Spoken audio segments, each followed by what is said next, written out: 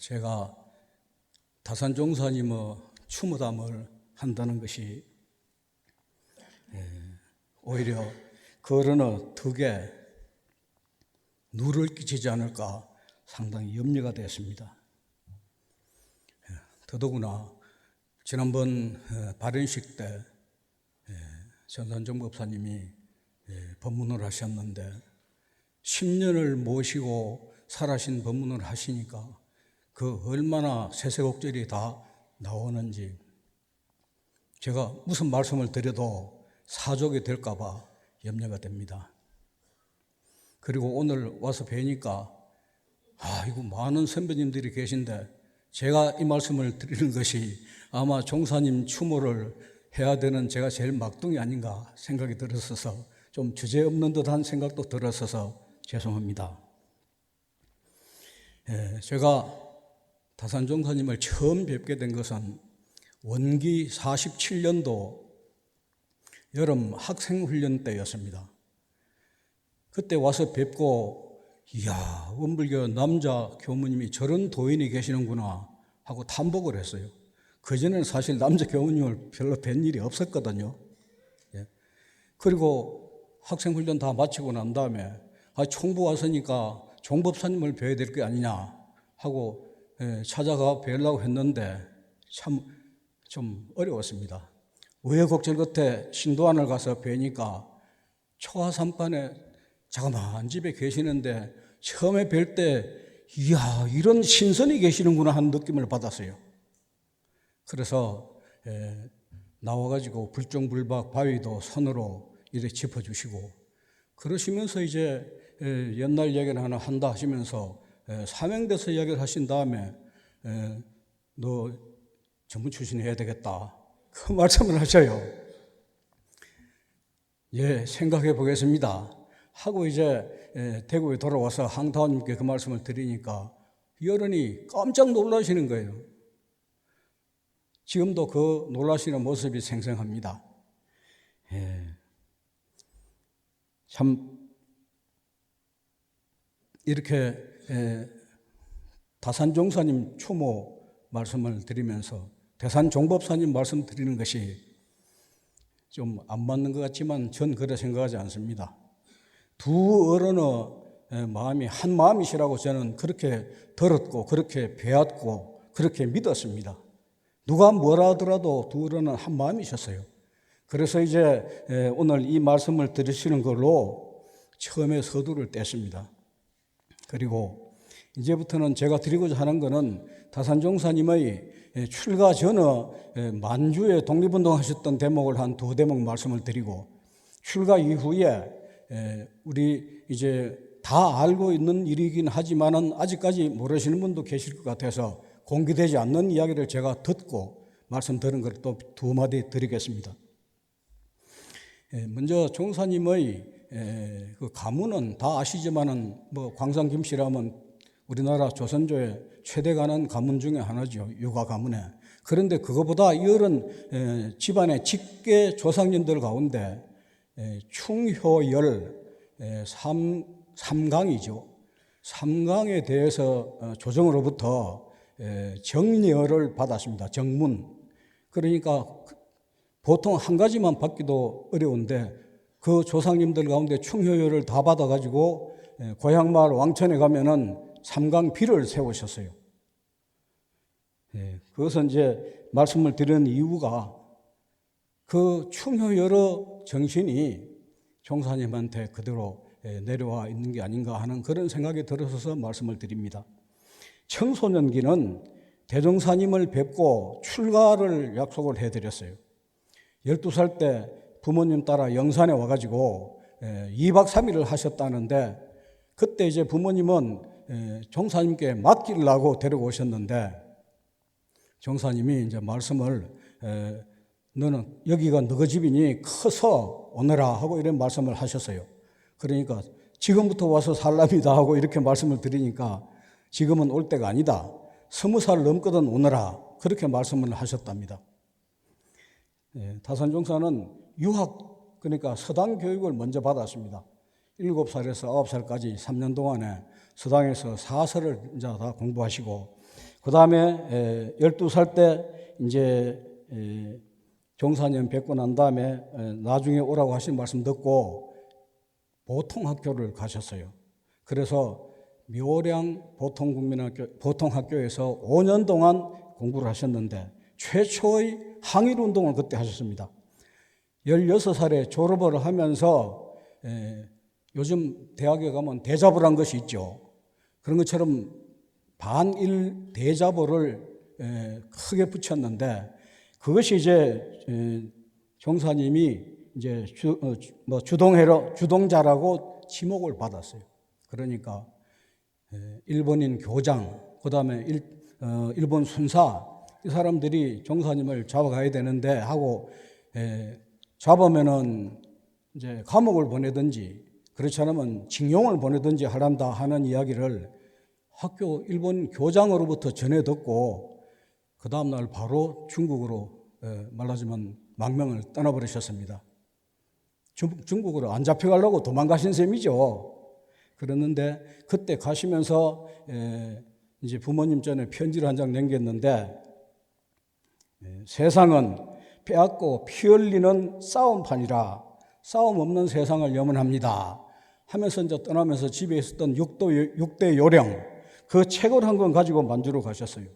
16살이라고 하지만은 풍채가 아주 어른스럽고 우람하고 그 다음에 일본 순사를 한 번에 제압할 정도로 힘도 있었다고 합니다. 그래서 만주로 가셨는데 여러분 만주 도문이라는 데 많이 가보셨을 겁니다.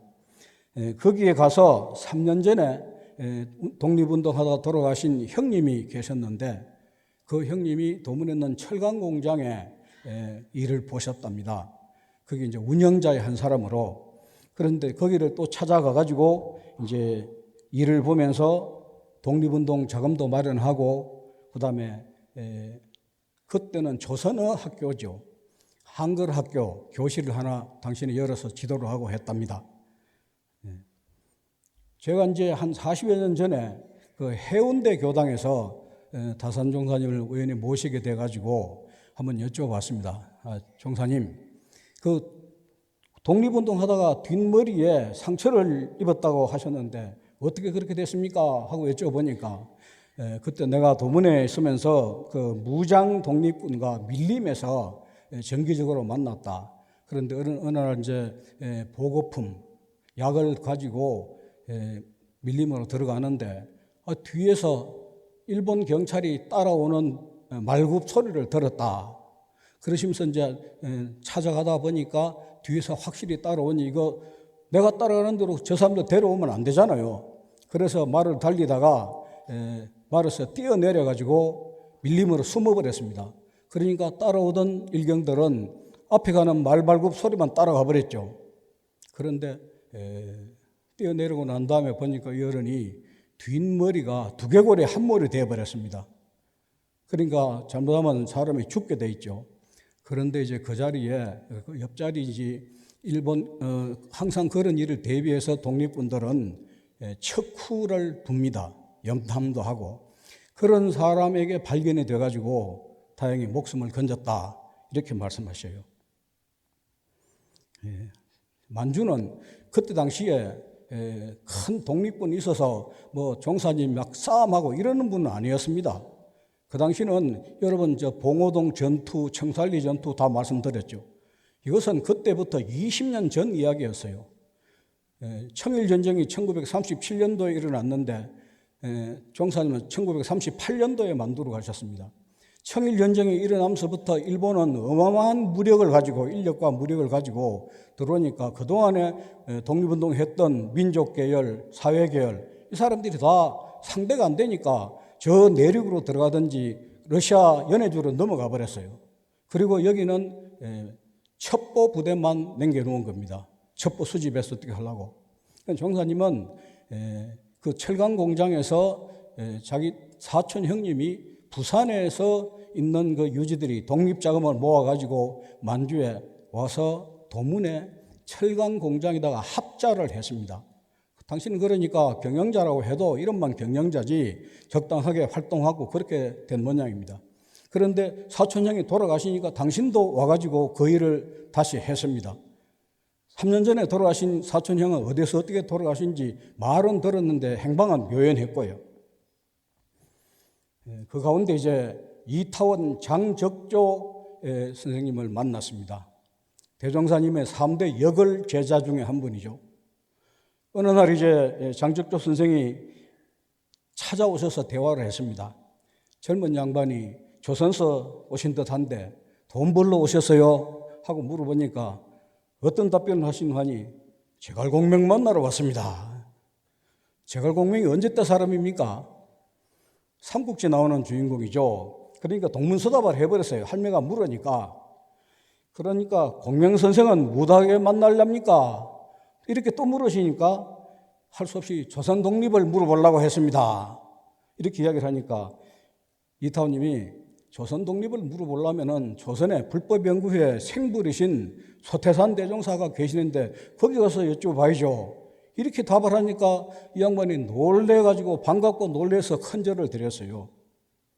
그때부터 이제 심통하는 동지가 됐는데 이타원님은 연세가 그때 60세, 대산종사는 그때가 20살이었습니다. 그런데 이제 대종사님께 또 한번 여쭤봤습니다. 대종사님께서 20살 넘으면 들어오라고 하셨는데 왜 안 가셨습니까? 하고 물어보니까 이타원님으로부터 참 청천벽력 같은 대종사님의 열반 소식을 듣고 하늘이 무너진 듯 그렇게 이제 어쩔 바를 몰랐다 그러는데 낙심과 허탈했는데 항상 이 말씀을 하셔요. 항상 나를 지켜주시고 호렴해 주시는 기운을 느꼈다. 그런데 생불님이 이렇게 빨리 돌아가신다는 건 믿어지지 않았다. 그러나 이제 20살 이후에 오라고 하신 말씀을 생각하고 지금 갈 것인가 어쩔 것인가 생각을 하다가 대종사님 안 계신데 가서 내가 무슨 일을 할 것인가. 차라리 돌아가는 것보다 참 원통하고 하니까 더 내가 죽을 때까지 조선 독립을 위해서 노력을 하란다. 독립을 보고 가든지 하겠다. 이런 결심을 했답니다. 이제 이타원님하고 인연이 이타원님이 총부의 중앙수양원에서 원기 45년에 돌아가셨어요. 그때 연세가 82세였습니다. 돌아가시기 전에 다산종사님한테 내 천도 좀 잘 지내주시오 하고 부탁을 하셨대요. 그만큼 이제 믿고 의리를 하셨답니다. 어느 날 길을 가시는데 뒤에서 이름을 부르면서 누가 찾았어요. 김익수, 익수야 하고 부르니까 돌아보니까 흰 옷을 입은 노인이 나타나가지고 너희 집 마당에 큰 일이 있는데 여기서 못하느냐? 빨리 돌아가거라 하면서 이제 집에 돌아가기를 권하고 여론이 그냥 홀연히 사라져버렸답니다. 사람이 있으면 그냥 입고 가고 오는 게 보일 텐데 사라져버리니까 종사님이 놀래가지고 그 다음 해 1월 달에 23살 1월 달에 한국으로 돌아오셨습니다. 7년 만에 돌아오시니까 그 부모님 말씀이 대종사님이 몇 년 전에 2번이나 사람을 보내가지고 너를 찾았다.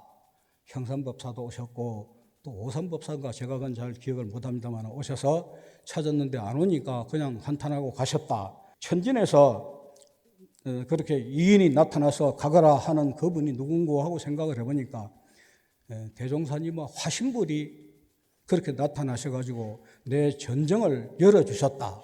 이렇게 이제 이야기를 하시면서 그때 만약에 귀구 안 했다면은 백범 선생 따라 중경을 그때 중경에 임시정부가 있었습니다. 그 가서 나도 온 몸을 바쳐가지고 독립운동하고 어느 때 죽었을런지 모른다. 그 말씀을 하셨어요. 출가 후에 유일학님 전문부에 들어가기로 하셨는데 경산종사가 다산은 이미 세상 공부를 다 했으니까 대학 공부 더 할 필요가 없다고 바로 영산에 보내니 다산법사도 감사합니다. 학교보다 도인이 되겠습니다. 이런 말씀하고 기뻐하셨다는데 결과적으로 이 다산종사는 선원이고 학원이고 공식적으로 공부를 안 해버리셨어요. 그런데 어떻게 그럼 공부를 하셨나? 우리 교법을 당신 스스로 한글이니까 스스로 배우고 익히고 그런 다음에 탐남은 정산종사님한테 와서 구전심수를 받고 그렇게 해서 스스로 닦고 스스로 깨치셨다. 이런 이야기입니다. 정산종사는 과거에 6년 동안 영산에 계셨을 때가 있습니다. 그때 대종사님이 제자들을 2번씩이나 보내가지고 다선법사를 찾아온 것을 정선법사는 잘 알고 계셨죠. 그 다음에 이제 영산에 근무할 때 혹시 이 자리에 계시는 어른 누구 계신지 모르겠습니다. 6.25 동란 이전에도 영산은 그 공산 그 파르티잔 빨치산이 출몰을 했는데 휴야로 낮에는 국군이 들어오고 밤에는 빨치산이 들어오고 한 달에만 몇 번씩이나 그렇게 했답니다. 그러니까 청년들이 영산에 남아나지는 못해요. 그래서 대부분 다 총부로 오든 다른 기관으로 가든 가버리고 있으니까 그때 다산종사는 거기를 들어가가지고 이제 이런 일 저런 일도 보면서 주로 과원은 저는 가보지를 못했습니다만 과원에서 지키고 있었답니다. 제가 질문을 했어요. 종사님, 영산에서 빨치산에 왔을 때는 어떻게 했습니까? 염산법사님, 돌아가신 염산법사님의 그 일기를 보니까 여름은 빨치산에 오니까 한 마리밖에 안 남은 닭도 잡아서 드리고 그렇게 잘 불공원해서 버렸답니다. 그걸 제가 읽었거든요. 그래서 다선종사님 어떻게 했어요? 물어보니까 언제 빨치산이 밤에 조용히 들어온 빨치산은 다른 때와 달리 살기가 느껴졌다. 그렇게 얘기를 해요. 다른 때는 살기 같은 건 못 보신 모양이 돼요. 그래서 과나 방죽으로 조용히 들어가지고 피신했는데 일일이 집마다 방마다 수색을 했는 모양입니다. 그 수색자는 방죽에다가 총을 몇 방 쏘고 그러고 다음에 하늘에다가 총을 다사사 난수하고 가버렸답니다. 그러니까 물속에서 시간을 잊고 날이 밝을 때까지 이왕일이 됐으니까 선인을 하자 하고 단전주 선언을 하셨답니다. 정산종사가 다산종사님한테 견성인가를 하셨습니다. 이런 이야기는 잘 안 들어보셨죠? 다산법사를 영산에서 나오도록 했고 이후 곧고 순일한 성품으로 어느 곳에도 교법을 그대로 수행하였고 특히 좌선에 독공하여 원기 40년 정산종사로부터 성품을 요달하였다고 견성인가를 받았습니다.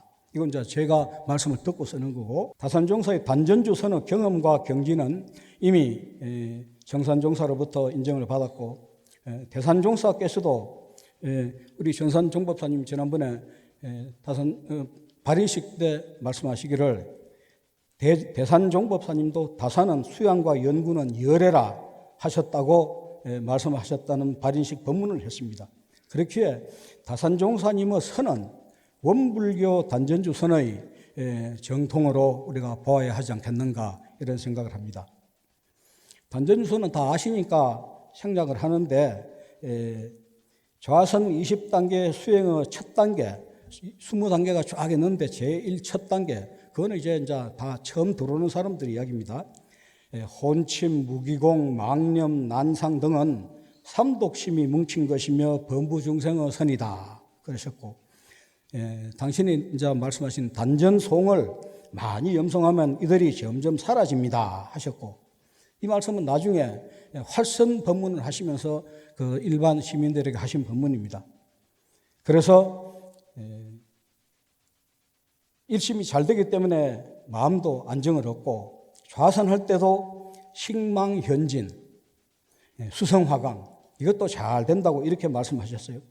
그리고 20단계를 따라서 수행을 하면은 자신의 단계를 알 수가 있고 자신의 참된 법위도 알 수 있을 것입니다.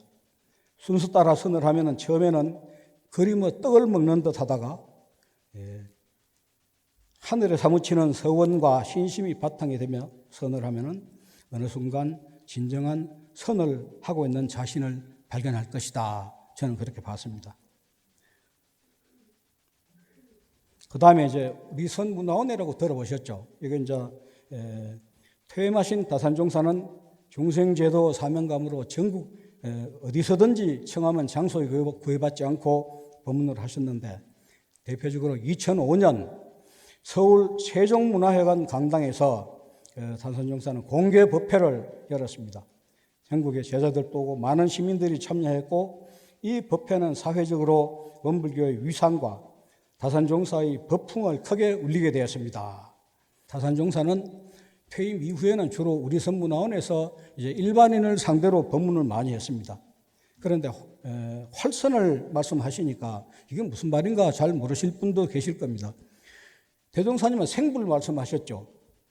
또 대산종법사님은 활불 말씀하셨어요.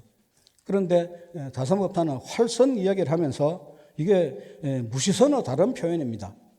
선에 관심 있는 사람들은 우리 원불교 무시선 하면은 그냥은 말 못 알아듣는데, 이거를 이제 활선이라고 말씀하시면서 어떻게 하면 된다 하는 방법도 알려주시고, 단전주, 단전관, 단전행으로 일반 시민들에게 강의를 하시고 실제로 보여주셨습니다. 그러니까 누구라도 다산종사님 뵙게 되면은 자연적으로 이렇게 숙여지고 저런이 큰 공부를 하셨구나 이렇게 이해를 하게 됩니다. 그렇기 때문에 그때 이제 주로 단전송을 말씀하시면서 이것을 가지고 염송을 해라, 암송을 해라. 그러면은 진리의 그 위력을 얻고 가호를 받고 정의로워지고 지혜가 밝아지고 수명을 보장한다. 이렇게 이제 말씀하시니까 사람들이 그게 뭔고 하고 궁금해서 해본 모양입니다. 이 단전송은 활선 주문으로서 다산종사님의 그 원력과 그 다음에 법력이 뭉쳐가지고 큰 위력을 발휘할 거다. 그 활선 주문을, 단전송 주문을 외운 사람들이 그 이야기를 합니다. 법회 그게 소식지에 수록이 되어 있습니다. 그리고 10원 동안 우리 선문화원에서 정기법회를 보셨는데 다산종사는 장래를 생각하고 선언 건물을 교단으로 이관할 것을 말씀하셔서 은기 100주년 그 행사를 맞이해서 교단으로 등기 이전을 완료했습니다. 마지막으로 이제 한 말씀만 더 드리겠습니다.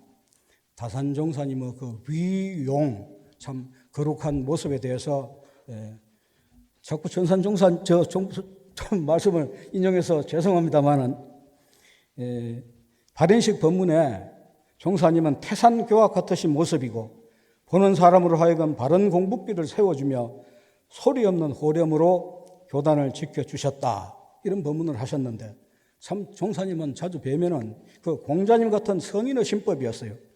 사언사요, 사막팔조를 교법 그대로를 행하는 것으로 적공을 삼으셨고 어떤 시비가 있어도 묵묵부답하고 여여부동하였습니다.